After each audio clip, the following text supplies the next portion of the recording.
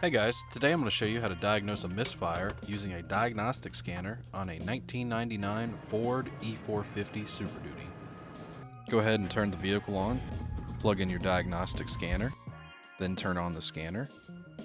After that, click on Service, swipe over to Cylinder, click Ford, hit Accept,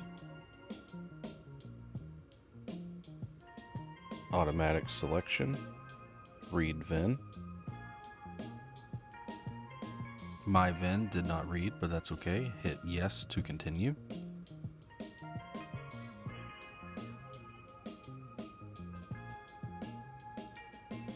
I have a 1999 E-Series 6.8 liter automatic gasoline engine.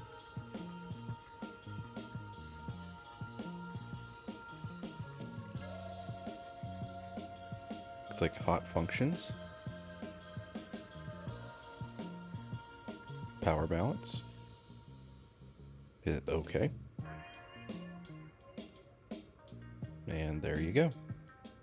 As you can see on the graph, cylinder number 1 is low. I recently had a misfire on cylinder number 2, and it turned out to be a bad coil on plug.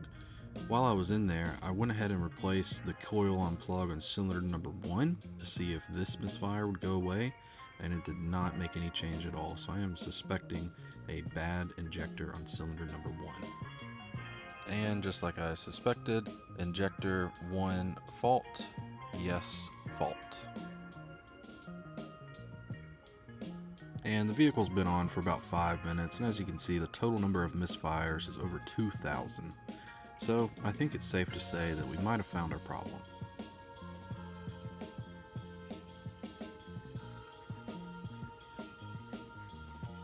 Okay, let's begin the repairs. Let's start with getting the air intake and air filter assembly out of our way.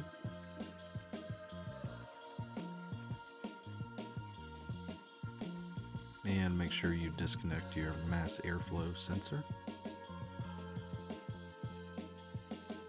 Now that that's out of our way, we can get into injector number 1. So there's a total of 3 bolts holding on the fuel rail to the intake manifold. I'm only showing this first one because these other 2 are a lot more difficult to film.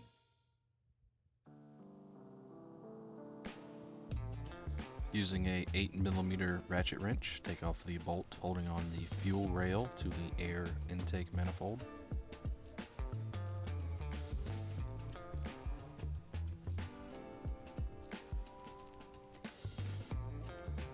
Now that all the bolts are removed from the fuel rail, go ahead and disconnect the pigtail on the injector. It's a good idea to just visually inspect the end of the pigtail to make sure that there's no burnt wires.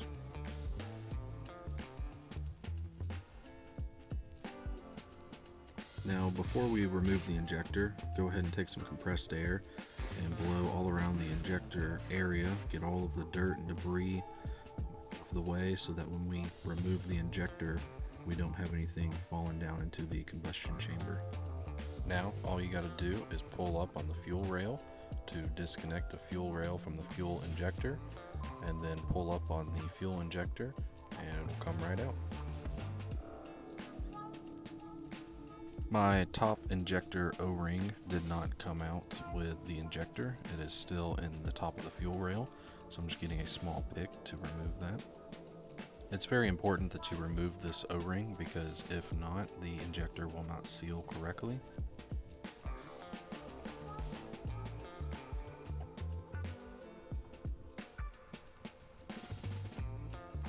Now that the old injector is out, go ahead and compare it to the new injector. I will leave the part number and the link to where I got this new injector below. I believe this injector cost me around $20, so not a very expensive fix. Now to install the new injector, it's just a reverse of the process before. This will be a very tight fit. It's made that way on purpose. It has brand new O-rings. You do have to use a little bit of force to get that injector down seated into the hole, and then lift up on this fuel rail and get that injector seated onto the fuel rail.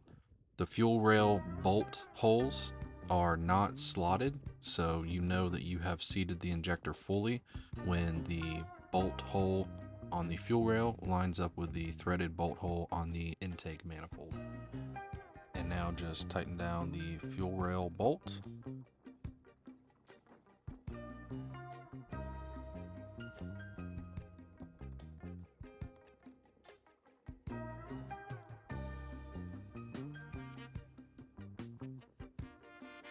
And then connect the pigtail to the injector. Reinstall the air filter housing assembly and reconnect your mass airflow sensor.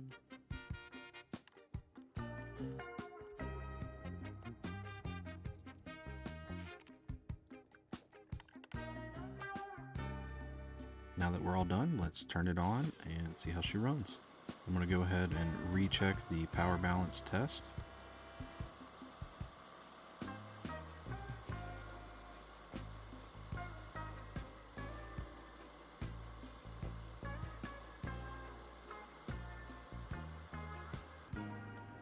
And voila, as you can see, we're all good. The graph is showing that everything is right on the red line, which is perfect. What you can't tell from the video is that the engine is idling much smoother and it is much quieter. Very happy with these results. And now back to the live data page. You can see injector number 1 fault, no fault. Excellent, just what we wanted to see. Total number of misfires, 0. And we're all done. Overall, it's pretty simple. I would highly recommend everyone to have a diagnostic scanner, especially if you live in a bus like we do. Thanks for watching.